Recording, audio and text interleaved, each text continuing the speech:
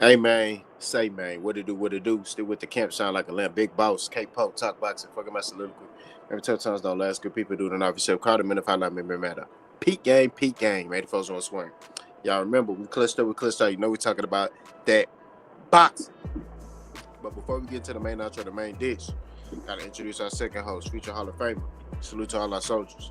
Brother on the hustle, aka Coach B. Let them know how you doing, man. Hey, what it is, folks. Long time no talk. But y'all know what it is. K4 already hit y'all over the head with it. Pause, no freezing in full effect. We clutched up, we clutched out. Y'all know we're here to talk about it. You feel me? Hey, y'all know what I'm going to tell y'all next. The guy wake you up. He put breath in your body. Everything else is extra. Get up, do you, take care of the family. With that being said, I'm going to pass it back to K-Po. Go ahead and continue the show and let's let them know how we flow. Already, so we're gonna talk about this Brian Norman, Devin Haney situation. This is a very good fight. Has a lot of implications on it. Um, it's Devin Haney is moving up to 47.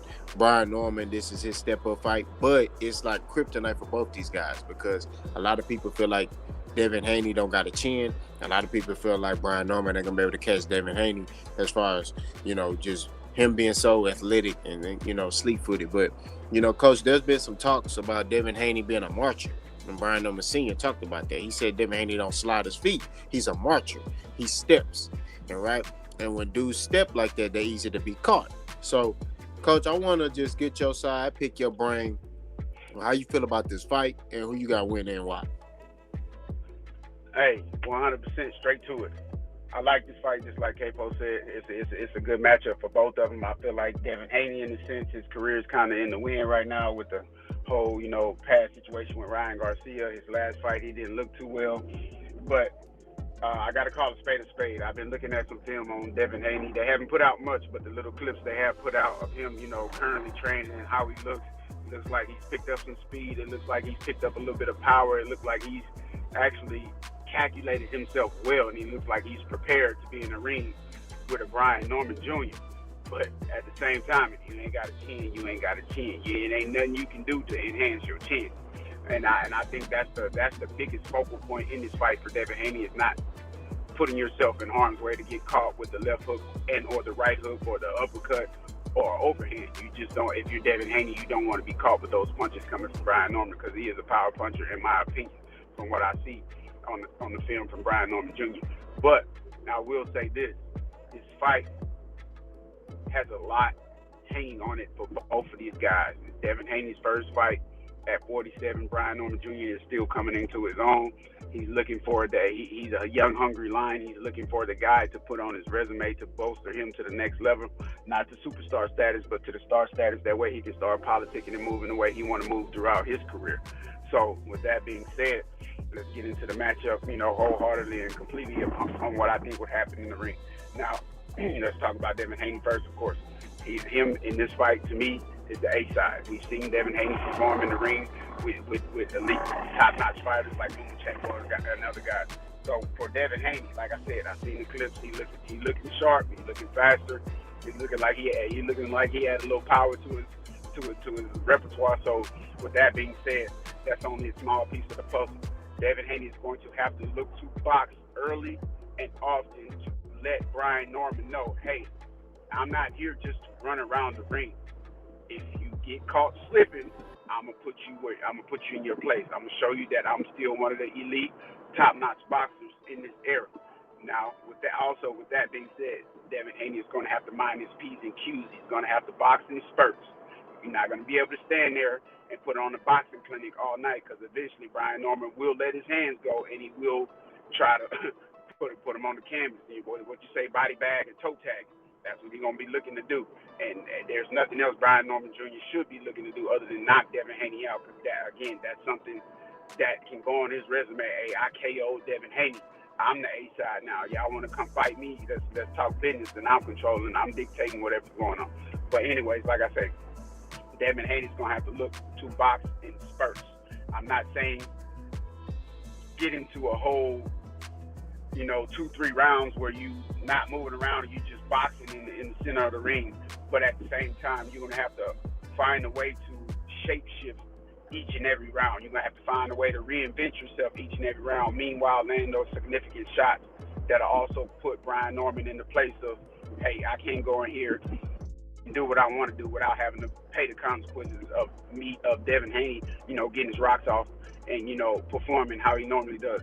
As far as Brian Norman Jr., he's gonna have to come out and establish dominance early, because if he don't establish dominance early, when I say early, I mean from opening bell. You're gonna have to find a way to get Devin Haney in a corner against the ropes immediately and tee off on him. Because if you don't, it's gonna be a long night. He's not, just like everybody's saying, he's not gonna be able to catch him. Because both of these guys, in my opinion, still have some growing to do as far as their footwork. Neither one of their footwork is superb. But if I had to pick a guy with the better footwork, I would say Brian Norman Jr., but by a smidgen of a tally. Not too much, but at the same time, just like Capo said, Devin Haney is a stepper. That's why he has trouble. That's why he's susceptible to getting caught with the left hook, because he is a stepper, especially moving towards a dominant hand. He's a stepper. Let's keep in mind that bow and arrow jab, I still didn't see too much correction on that. I still see the bow and arrow jab. So with that being said, hey, it's going to be a good fight. Honestly, I want to call it a 50-50 fight, but in my boxing mind, my coaching mind, something tells me that Devin Haney has all the tools to beat Brian Norman Jr. if he doesn't get caught with any power punches. So I'm going to roll with Devin Haney in this fight. I look to him to get back in the favor of the fans. I look for him to get back, on the right foot and continue to do what he set out to do before he took that, collapse against Ryan Garcia. Yeah, I agree with everything you said. Only thing I say is I still look at it as a 50-50 fight. I can't pick a clear, concise winner, because I look at there's ways Devin Haney can make this fight just easy, right? There's ways that Brian Norman can take over the fight. So, I definitely see ways that Devin Haney can outbox Brian Norman. Devin Haney said, "Hey, this is the first camp where I didn't have a kind of like a fat camp." He said I was able to really just focus on my skill set and make sure I'm sharp, right? Because he says making 47, he feels better. That's why he looks how he looks, right? He said, "I feel better. I feel more explosive. I feel like I can sit on my punches more." Brian Norman is his mindset is this is a big name, right? And Brian Norman looking in shape too. So, I think what it comes down to is the fight plan, right? Who has the better fight plan out of the coaches? When I look at the fighters, I mean, you see things that Devin Haney does well. You see things Brian Norman does well. I think it comes down to execution of the fight plan. Whoever has the better fight plan for their fighter that night, I think will win that fight. My heart says Devin Haney. My mind says Brian Norman. So I can't pick a clear, concise winner. To me, that's how good this fight is. To me, I look at it as 50-50. I know a lot of people, there are some people that's like Devin Haney going to get knocked out, in which I ain't going to lie, when the fight was first announced, I was like, Devin Haney gets sparked.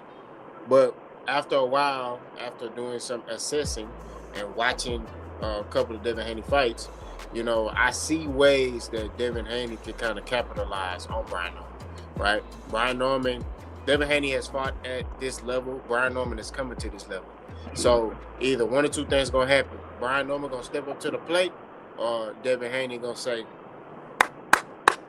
"Pause, spank that." Not yet, young fella. That's just what it boils down to.